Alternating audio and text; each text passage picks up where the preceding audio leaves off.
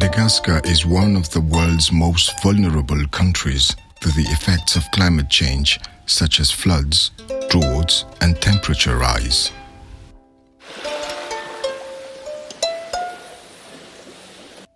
Health and agriculture are among the most impacted sectors. To face these challenges, the Malagasy population needs tools now more than ever, one of them being climate information. Zay raha mamoly an'itony légume itony mahana daty mihitsy zay taloha. Indray ny ranorana tonga lobe, indray tara vao mirotsaka. Dia noho izany ny fotoam-pambolena tsy mitombina amin'ny tokony ho izy intsony, dia toy izany koa ny fanaovana volyavitra. Thanks to the collaboration and co-creation between the General Directorate of Meteorology, the Ministry of Agriculture, Livestock and Fisheries, with the support of GIZ and in partnership with VMO and Airtel, digital cropping calendars are available on the hotline 321 since July 2019. These digital cropping calendars help farmers to adapt their production to changing meteorological conditions. Available 24/7, the information on rice, maize, peanuts, beans or ginger speculations is shared in Malagasy and specific to all 22 regions. Niafatra an téléphone na hotline na 321 dia nahafahan'ireo mpamokatra nahafantatra ny tetean'ny mpambolena, nahafantatra ihany koa ny fambolena mahomby na amin'ny fotoana inona na toerana aiza ilana izany. Tao anatin'ny folo volana dia tsy latsaky ny 10 metsy ireo mpamokatra ny sitraka izany.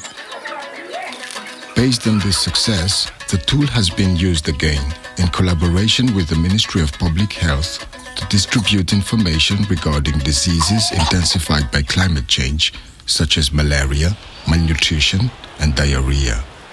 Fisian'ireo teknôlôjia ireo satria no fiaraha-miasa amin'ireo tompon'andraikitra ireo zany dia ahafahana zany ohatrany hoe mitsindry meloa na hoe mamina vina aretina mety iseho zany mandritry ny toetrandro anankiray iny.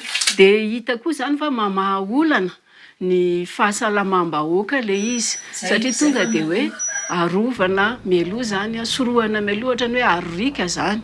Ny vondronasa mahakasika ny toetrandro sy ny fahasalamana dia mamoaka vaovao zany mikasika ny toetrandro sy ny aretina mety hirongatra ao anatin'ny 3 volana diavina nanomboka tany amin'ny taona 2024. Ty fiara-miasa miaraka amin'ny VMO sy ny GIZ ty zany dia nahafahana nanitatra ny fanapariahana an'io vaovao io ho tonga ny amin'ny vahoaka.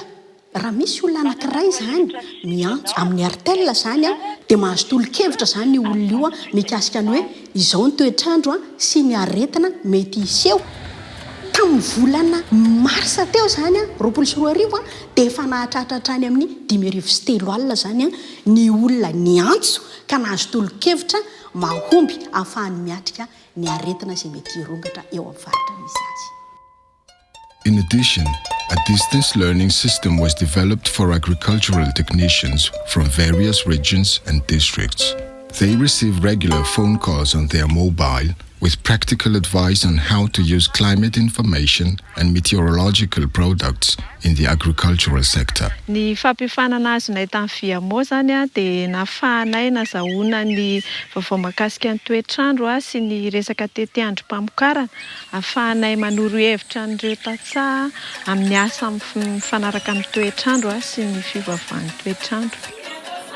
Also, community health workers and directors of health centers benefit from a distance learning program to improve their knowledge on diseases related to climate change. Ny andraikitra izany dia manetana ny fiarabelona ampiasa lay misy odomoka anadio manodidina ary raha misy ny aretina mampiayay dia tokony hamonjy ny tobim-pahasalamana.